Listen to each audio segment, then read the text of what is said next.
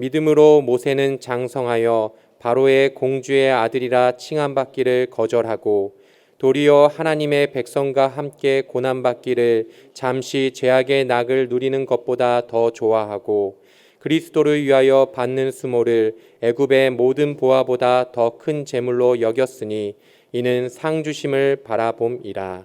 아멘. 오늘 말씀의 제목은 믿음과 용기입니다. 우리가 히브리서 11장 말씀을 통해서 이 믿음의 사람들을 함께 살펴보고 있는데 공통점이 있습니다. 이들의 믿음은 삶으로 표현되었다는 것이죠. 말로만 믿습니다가 아니라 삶으로 구체적으로 나타났다는 것입니다. 아벨의 믿음은 최선의 것으로 하나님을 예배하는, 마음을 다해서 하나님을 예배하는 그 예배로 나타났고, 또 에녹의 믿음은 하나님과 동행함으로 하나님을 기쁘시게 하는 삶으로 표현되었고, 노아와 아브라함의 믿음은 하나님의 말씀을 듣고 어려운 중에도 순종하는 것으로 나타났습니다. 이삭과 야곱의 믿음은 자녀들을 축복하고 자녀들에게 영적인 유산을 물려주는 것으로 나타났고요.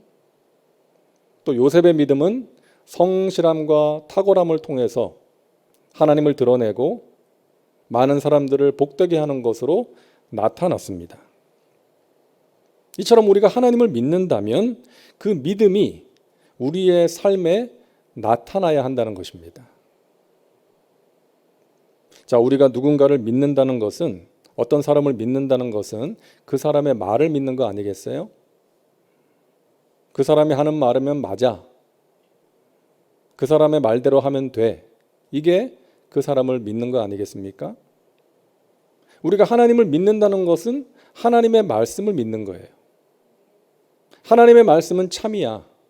진리야. 하나님의 말씀에는 능력이 있어. 하나님의 말씀대로 살면 잘못될 리가 없어. 이것이 하나님을 믿는 것입니다. 그래서 말씀대로 살아가는 거예요. 그래서 믿음은 순종인 것입니다. 하나님의 말씀대로 살아가는 거예요. 그리고 그렇게 살기 위해서 필요한 것은 용기라는 것입니다. 아브라함이 하나님의 말씀을 따라 고향을 떠나서 한 번도 가보지 않은 땅으로 갈 수 있었던 것은 용기였습니다. 오늘 본문에 나오는 모세가 애굽의 왕자로 자랐기 때문에 그 애굽의 군사력이 강하다는 것을 누구보다 잘 알았기에 그런 모세가 지팡이 하나 들고 애굽 왕 바로 앞에 설 수 있었던 것은 용기였습니다. 그래서 여러분, 믿음은 용기입니다. 하나님이 주시는 용기를 가지는 거예요. 우리에게도 필요한 용기입니다. 자, 첫째로 거절해야 할 것을 거절할 수 있는 용기입니다. 오늘 24절 말씀 보세요. 믿음으로 모세는 장성하여 바로의 공주의 아들이라 칭함받기를 거절하고. 자, 모세가 바로의 공주의 아들로 성장했는데 어느 정도 자랄 때까지는 낳아준 어머니의 품에서 자랐잖아요. 어머니가 주는 젖을 받아 먹으면서 자랐습니다. 그때 모세의 어머니가 모세를 품에 안고 이런 말 자주 했겠죠. 모세야, 너는 앞으로 애굽의 왕궁에서 자라겠지만 하나님의 백성이라는 것을 잊어서는 안 된다. 너의 동족들을 기억해야 된다. 이런 말을 수시로 했겠죠. 모세가 장성했을 때 그것이 생각났다는 거예요.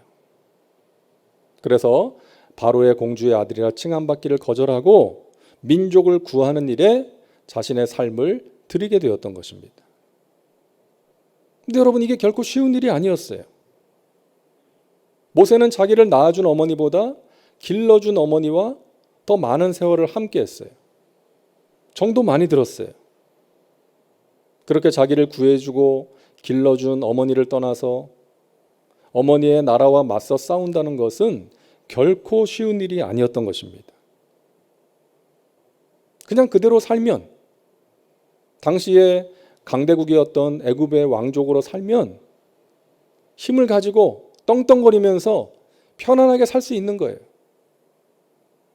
하지만 모세는 그 길을 거절했다는 것입니다. 용기 있는 행동이었습니다. 예전에 제가 뉴스를 보는데 파키스탄의 어떤 여자가 사형 선고를 받았다는 뉴스를 보았습니다. 이 파키스탄에는 신성 모독법이 있어서 이 여인의 죄목은 이슬람을 모욕했다는 이유였어요. 이 비비라는 기독교인인데 그 이웃 주민들, 여인들과 함께 농장에서 일을 하다가 이 목이 말라서 그 물을 컵에 따라서 마셨다는 거예요. 근데 옆에 있던 여인들이 기독교인인 너가 그 컵을 사용했기 때문에 그 컵이 더러워졌다. 더 이상 사용할 수가 없다. 그러면서 시비를 건 거예요. 그렇게 언쟁을 하다가 이 비비라는 여인이 이슬람을 모욕했다. 어떤 말꼬리를 잡아가지고 경찰에 고발을 했고 이 여인이 체포돼서 재판을 받았는데 사형 선고를 받은 거예요. 근데 다행히 항소심에서 석방하라고 명령을 내렸습니다. 그런데 그때부터 이 극단적인 이슬람주의자들이 그 재판관들을 살해하겠다라고 협박을 하는 거예요. 시위를 하는 거예요. 그래서 이 여인은 밖에 나가지도 못하고 집 안에서만 지내고 있는데 생필품이 다 떨어졌는데도 사러 나가지 못한다. 그리고 망명을 준비하고 있다. 그런 내용이었습니다. 이게 제 기억으로 2018년이었던 것으로 기억하는데 그 후에 어떻게 되었는지 제가 궁금해가지고 검색을 해봤는데 찾을 수가 없었습니다. 그냥 무슬림으로 살면 편한 거예요. 다들 그렇게 사는 거예요. 하지만 이 여인의 심령에 믿음이 들어가니까 그렇게 살 수가 없는 것이죠. 용기를 낸 것입니다. 그런 상황에서도 자신은 예수님을 버리지 않겠다는 거예요. 제가 터키에 있을 때도 그런 사람들 본 적이 있습니다. 터키는 신분증에 종교란이 있어요. 대부분 무슬림이죠. 99%가. 근데 선교사님이 전한 복음을 듣고 예수님을 믿게 된 사람들이 있습니다. 그들이 그 신분증의 종교란을 바꾸는 거예요. 크리스찬이라고. 그래서 예수님을 믿는다는 이유로 집에서 쫓겨나는 사람도 있고 직장에서 해고당하는 사람도 있고 각종 불이익을 받는 거예요. 제가 한 번 어떤 청년을 만났을 때 후회하지 않냐고 질문을 한 적이 있어요. 그랬더니 저를 똑바로 쳐다보면서 그러더라고요. 후회하지 않습니다. 저는 예수님을 사랑합니다. 진정한 믿음을 가진 크리스찬들입니다. 여러분 멀리서 볼 필요도 없죠. 우리 북녘 땅에 예수님을 믿는 사람들이 있습니다. 죽음을 무릅쓰고 예수님을 믿는 것이죠. 용기 있는 믿음입니다. 여러분 우리는 종교의 자유가 보장된 나라에서 살다 보니까 그와 같은 일을 겪을 일은 없습니다. 하지만 우리의 삶의 자리에서 하나님 나라의 가치관과 충돌되는 상황을 만날 때가 있지 않습니까? 어느 목사님의 이야기를 들었습니다. 교회가 성장해서 예배당을 건축하기로 결의를 했어요. 그래서 땅을 알아보러 다니는데 마침 좋은 땅이 나온 거예요. 그래서 장로님 몇 분과 함께 그 주인을 만나서 계약서를 쓰러 갔는데 그 땅 주인이 그 다운 계약서, 이면 계약을 요구하더랍니다. 그래서 그 자리에서 계약을 하지 못하고 돌아왔대요. 목사님이 하룻밤을 고민했답니다. 그리고 도저히 안 될 것 같아서 전화를 했대요. 계약할 수 없다. 근데 이 목사님이 정말 부끄러웠다는 거예요. 왜? 하룻밤을 고민한 게 부끄러웠다는 거예요. 그리고 나서 약 6개월 정도를 이제 땅을 찾지 못하고 시간이 지나게 됐는데 이 뒤에서 교인들이 수근수근 하는 소리가 들리는 거죠. 아유, 우리 목사님이 세상 물정을 몰라가지고 그냥 그때 계약을 했어야 되는데 이런 어려움을 겪고 있다. 막 그런 이야기가 들려오는 거예요. 그런데 6개월이 지난 후에 정말 좋은 땅을 하나님께서 만나게 하셨다는 것입니다. 그 개발 계획이 변경이 됐대요. 그래서 전에 계약하려고 했던 땅보다 훨씬 좋은 땅을 만나서 계약할 수가 있었다. 그러면서 이 목사님이 이런 말을 합니다. 그때 힘든 시간을 보냈지만 우리 교인들이 정말 중요한 메시지를 배울 수 있게 된 것이 너무나도 감사합니다. 어느 목사님이 신방을 하다가 이제 점심시간이 돼서 근처에 어느 교인이 하는 식당이 있다는 것을 알고 이제 설렁탕을 먹으러 갔어요. 근데 가게 문이 닫혀 있더랍니다. 할 수 없이 다른 데 가서 식사를 하고 이제 신방을 마치고 돌아와서 그 식당을 운영하시는 집사님한테 전화를 했어요. 왜 문을 닫았냐고. 그랬더니 자초지종을 설명을 하는데 이제 아침에 뼈를 받아가지고 국물을 내는데 평소와는 다르더라는 거예요. 평소처럼 뽀얀 국물이 나오지 않고 좀 누런 국물이 나오더랍니다. 그래서 뼈를 공급해주는 사장님한테 전화를 했대요. 그랬더니 그 사장님이 미안하다고 하면서 그냥 오늘 하루만 그냥 그걸로 장사를 하시죠. 뭐 프림을 좀 넣든지 해서. 그날 하루 그렇게 한다고 뭐 큰일이 나겠습니까? 하지만 이분이 그렇게 하지 않고 오늘은 재료가 좋지 않아서 쉽니다 라고 써붙이고 영업을 안 했다는 거예요. 그러함으로 하루 매출을 손해보긴 했지만 그 손님들은 오히려 그 가게를 신뢰하게 되지 않았겠습니까? 그 목사님이 그 이야기를 얼마나 자랑스럽게 하시는지. 사랑하는 여러분, 우리가 살면서 이와 비슷한 상황을 만날 때가 있지 않습니까? 그런 상황에서 우리는 편한 것을 선택하기가 쉬워요. 이익이 되는 것, 나에게 유리한 것을 선택하기가 쉬운 것입니다. 사랑하는 여러분, 하나님께서 기뻐하시는 것을 선택하며 살아가시기를 바랍니다. 여러분의 삶의 자리에서 믿음의 사람으로서 거절해야 될 것이 있다면, 하나님의 뜻에서 하나님의 말씀에서 벗어난 것이 있다면 담대하게 거절할 수 있는 용기를 가지시기를 바랍니다. 그 용기가 우리에게 필요한 것입니다.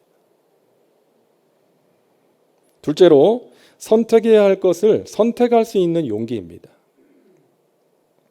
25절입니다. 도리어 하나님의 백성과 함께 고난받기를 잠시 죄악의 낙을 누리는 것보다 더 좋아하고. 모세는 스스로 하나님의 백성들을 위한 삶을 살기로 선택을 했습니다. 그런데 그 다음 절 말씀이 특이해요. 26절입니다. 그리스도를 위하여 받는 수모를 애굽의 모든 보화보다 더 큰 재물로 여겼으니 이는 상 주심을 바라봄이라. 자, 25절에서는 하나님의 백성과 함께 고난받았다라고 말씀하고 있고요. 26절에서는 그리스도를 위하여 수모를 받았다라고 말씀하고 있습니다. 여러분, 모세는 예수님 오시기 전에 살았던 사람 아닙니까? 그런데 모세가 그리스도를 위하여 수모를 받았다는 거예요. 이게 무슨 뜻입니까? 하나님의 백성을 위해서 받는 고난이 곧 그리스도를 위해서 받는 고난이라는 거예요. 하나님의 백성을 위해서 살아가는 삶이 그리스도를 위해서 사는 것이라는 것입니다. 다시 말해서 하나님께서 우리에게 주신 사명을 열심히 감당하고 우리 주위의 어려운 사람들을 돌아보고 그들을 위해서 기도하고 그들에게 실질적인 도움을 베풀어 주는 것이 주님을 위한 일이다. 그렇게 말씀하시는 거예요. 우리 예수님께서 말씀하셨습니다. 너희가 내가 줄일 때에 먹을 것을 주었고 목마를 때에 마실 물을 주었고 헐벗었을 때 옷을 주었고 병들었을 때 돌아보아 주었다. 아니, 저희가 언제 그랬나요? 저희는 그런 적이 없는데요. 지극히 작은 자 하나에게 한 것이 곧 나에게 한 것이니라. 우리 예수님께서 말씀하셨어요. 우리 주위에 연약한 사람들이 있지 않습니까?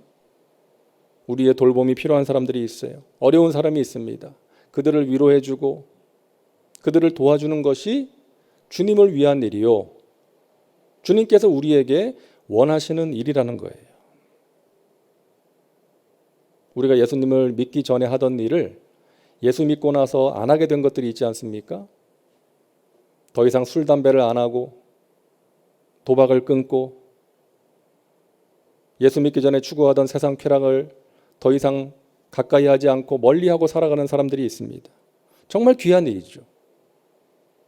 하지만 우리가 예수님을 믿고 나서 무언가를 하지 않는 것에서 끝나는 것이 아니라 마땅히 우리가 해야 될 일을 적극적으로 선택하고 그것을 감당하며 살아가시기를 하나님께서는 원하시는 줄로 믿으시기를 바랍니다. 복음을 전함으로써 영혼을 건지는 거예요.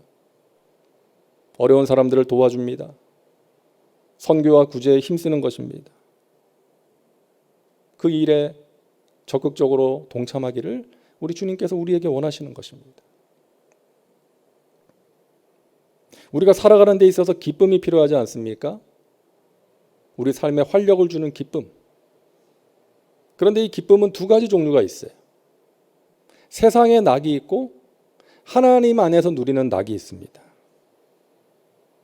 우리가 육신의 정욕을 따라 살 때에도 기쁨이 있잖아요. 그것을 쾌락이라 그러지 않습니까? 그런데 그 쾌락에는 앞에 붙는 단서가 있어요. 25절 말씀입니다. 도리어 하나님의 백성과 함께 고난받기를 잠시 죄악의 낙을 누리는 것보다 더 좋아했다. 쾌락 앞에는 잠시가 붙어요. 잠시 있다 사라지는 것입니다. 그래서 사람들은 또 추구하고 또 추구하는 거예요. 그러다가 중독이 되는 거예요. 거기에 빠져서 살아가게 되는 것입니다. 그리고 그 대가를 치르게 되는 거예요. 모세가 이집트의 왕궁에서 누릴 수 있는 기쁨은 쾌락이었습니다. 잠시 있다 사라지는 거예요. 많은 것을 가지고 누리고 마음껏 먹고 마시고 즐길 수 있는 것입니다. 말 한마디로 원하는 것을 가질 수 있는 거예요. 하지만 그것은 잠시 있다 사라지는 거예요. 그래서 모세는 쾌락을 누리는 것보다 하나님께서 기뻐하시는 일, 하나님의 백성과 함께 고난받는 그 일을 선택한 것입니다. 그리스도를 위한 삶을 선택한 거예요. 우리가 전도할 때 사람들한테 이런 말 하잖아요. 예수 믿고 천국 가세요. 예수 믿고 복 받으세요. 그러지 않습니까? 예수님을 믿는다는 것은 정말 귀한 복이에요. 영생의 복, 영혼이 잘된 같이 범사가 잘되며 강건한 복을 받는 것입니다. 하지만 예수님을 믿게 되면 고난도 있어요. 아까 그 파키스탄 여자처럼 예수님을 믿기 때문에 따르는 고난이 있다는 거예요. 믿기 전보다 더 치열한 영적인 싸움이 있다는 것이죠. 마귀가 우리를 공격하지 않습니까? 예수님을 믿기 때문에 겪어야 되는 세상에서의 어떤 불이익도 있을 수 있다는 거예요. 하지만 그럼에도 불구하고 그 길을 선택하는 것입니다. 그것이 영원한 삶으로 인도하는 길이기 때문에, 그것이 나를 사랑하사 나를 위하여 십자가에서 돌아가신 그 하나님의 아들이 나에게 주신 사랑에 반응하는 길이기 때문에, 그것이 믿음이기 때문에 그것을 우리가 선택하는 것입니다. 예수 믿는 것을 선택하신 여러분, 가장 좋은 선택을 하신 것입니다. 이 세상에서 할 수 있는 가장 귀한 선택을 하신 거예요. 물론 우리의 의지와 노력으로 한 것은 아니라 하나님이 주신 선물이지만 그 믿음을 지키고 아름답게 가꾸어 가는 것은 우리의 의지와 노력이 필요하다는 것입니다. 여러분, 이 세상의 그 무엇보다 우리 예수님을 선택하시기 바랍니다.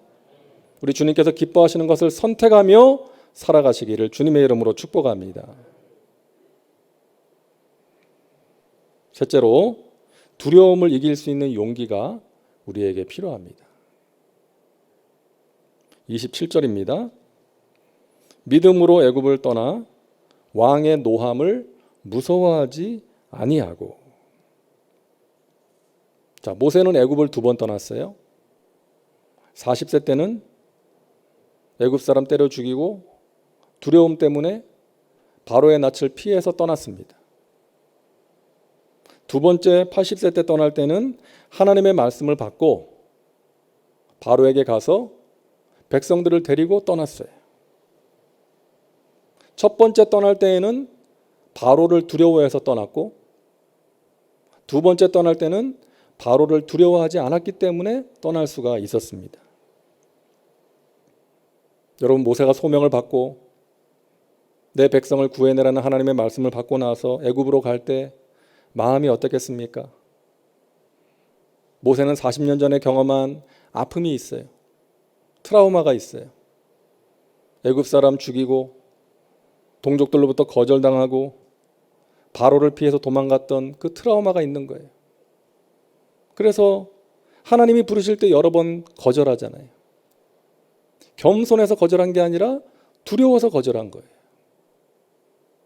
하지만 하나님께서 끊임없이 말씀하시고 권면하시고 내가 너와 함께 할 것이니 두려워하지 말고 가라. 그 하나님의 말씀에 이끌려서 모세는 간 것입니다. 지팡이 하나 들고 바로 앞에 설 때 두려웠을 거예요. 또 백성들로부터 지지를 받지 못하고 너가 왜 그런 짓을 해서 벽돌을 만들 때 집도 안 준다. 왜 우리가 이런 고생을 해야 되냐. 그렇게 모세를 원망할 때 모세는 두려웠을 것입니다. 하지만 모세는 하나님이 행하시는 이적들을 보고 하나님이 주시는 말씀을 들음으로써 하나님의 전능하심과 하나님의 신실하심을 믿게 되었고, 두려움이 찾아올 때 하나님을 의지함으로써 이겨낼 수가 있었던 것입니다. 여러분, 두려움 자체는 문제가 아니죠. 자연스럽게 우리에게 찾아오는 감정입니다. 근데 중요한 것은 그 두려움을 방치하고 두려움 가운데 함몰되어서는 안 되겠다는 것입니다. 그 두려움을 이겨낼 수 있는 용기가 필요하다는 것이죠. 그 용기는 어디에서 옵니까? 어떻게 가질 수 있습니까? 27절 말씀 다시 한번 보시기 바랍니다. 우리 같이 한번 읽겠습니다. 믿음으로 애굽을 떠나 왕의 노함을 무서워하지 아니하고 곧 보이지 아니하는 자를 보는 것 같이 하여 참았으며. 여러분, 용기는 우리 눈에 보이지 않는 하나님을 믿음의 눈으로 바라볼 때에 가질 수가 있는 것입니다. 참된 믿음의 사람은 두려움을 주는 문제를 바라보는 것이 아니라 하나님을 바라보는 거예요. 풍랑을 바라보는 것이 아니라 풍랑 위를 걸어오시는 주님을 바라보는 것입니다. 그래서 C.S. 루이스가 이런 말을 했습니다. 우리의 시선을 하나님께 고정시키고 있는 동안만 우리는 그리스도인이다. 우리가 하나님 바라보지 않으면, 우리의 시선을 하나님께 고정시키지 않으면 하나님을 믿는 자답게 살아갈 수가 없다는 거예요. 두려움이 찾아옵니다. 낙심이 생깁니다. 마음이 우울해집니다. 그래서 우리가 주님을 바라보라는 것이죠. 주님을 바라볼 때 두려움을 이길 수 있습니다. 주님을 바라볼 때 용기를 가질 수 있어요. 주님을 바라볼 때 우리가 해야 될 것과 하지 말아야 될 것을 분별하며 살아갈 수가 있는 것입니다. 시편 56편 3절 우리 같이 읽겠습니다. 내가 두려워하는 날에는 내가 주를 의지하리이다. 아멘. 여러분, 두려움이 찾아올 때 주님을 더욱더 의지하시길 바랍니다. 이사야 12장 2절 같이 읽습니다. 보라, 하나님은 나의 구원이시라. 내가 신뢰하고 두려움이 없으리니 주 야훼는 나의 힘이시며 나의 노래시며 나의 구원이심이라. 아멘. 오래전 중국 그 모택동 시절에 중국 지하교회 지도자였던 왕명도 목사님이라고 있었습니다. 이분이 중국 공안에게 체포돼서 고문을 당하고 그 두려움과 고통을 이기지 못하고 예수님을 부인하고 석방되었어요. 근데 그때부터 너무나 괴로운 거예요. 마음의 죄책감이 떠나질 않습니다. 내가 주님을 버렸다. 그리고 두통이 떠나질 않는 거예요. 그래서 견디다 못해 이 목사님이 북경거리에 나옵니다. 목에 간판을 걸고 나는 베드로입니다. 그렇게 쓴 간판을 목에 걸고 북경거리에서 외친 거예요.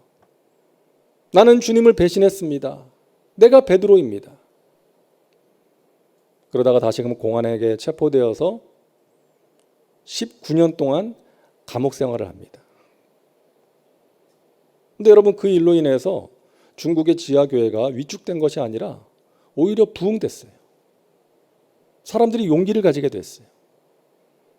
그래서 훌륭한 그 지도자들이 많이 나오게 되었고 더 많은 사람들이 예수님을 믿게 되었습니다. 하나님께서 이 왕 목사님을 사용하셔서 그와 같은 은혜의 역사를 이루신 거예요. 이 목사님이 오랜 감옥 생활을 마치고 나왔을 때 사람들이 물었어요. 그 힘든 감옥 생활을 어떻게 이겨내셨습니까? 이 목사님은 바짝 야위였어요. 몰골이 말이 아니었습니다. 하지만 빛나는 눈으로 이렇게 말했대요. 내가 찬송 한 곡 불러도 되겠습니까? 그러면서 부른 찬송이 나의 갈 길 다가도록 예수 인도하시니 내 주 안에 있는 긍휼 어찌 의심하리요. 믿음으로 사는 자는 하늘 위로 받겠네. 무슨 일을 만나든지 만사 형통하리라.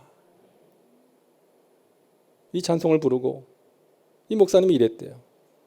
저는 감옥 안에서 날마다 이 찬송을 불렀습니다. 그리고 이 찬송의 가사처럼 하나님이 주시는 하늘의 위로가 있었기에 그와 같은 고통의 시간을 이겨낼 수 있었고 저는 19년 동안 감옥 안에서 행복했습니다. 사랑하는 여러분, 용기를 가지시길 바랍니다. 여러분, 거절해야 될 것은 거절할 수 있는 용기, 선택해야 될 것을 선택하고 행할 수 있는 용기, 그리고 우리가 살아가면서 만나는 고통의 문제로 인한 그 두려움을 이길 수 있는 용기, 하나님이 주시는 용기입니다. 모세가 지팡이 하나 들고 하나님 말씀에 따라 담대하게 바로 앞에 섰던 것처럼 믿음의 사람들이 하나님의 말씀에 따라 힘든 순종의 발걸음을 옮겼던 것처럼 여러분의 삶의 자리에서 하나님이 주시는 용기를 가지고 하나님 기뻐하시는 삶을 살아가시고 어려움을 마침내 이겨내시고 하나님께 영광 올려드리는 우리 믿음의 백성들 다 되시기를 주님의 이름으로 축원합니다. 기도합니다. 좋으신 하나님, 우리에게 믿음 주셔서 하나님을 알게 하시고 하나님과 동행하게 하시니 감사합니다. 믿음으로 사는 자는 하늘 위로 받겠네. 무슨 일을 만나든지 만사 형통하리라. 하나님이 주시는 용기로 두려움을 이기게 도와주옵시고 이 죄악된 세상에서 믿는 자로서 하나님께서 기뻐하시는 삶을 살아낼 수 있도록 인도하여 주시옵소서. 예수님의 이름으로 기도하옵나이다. 아멘.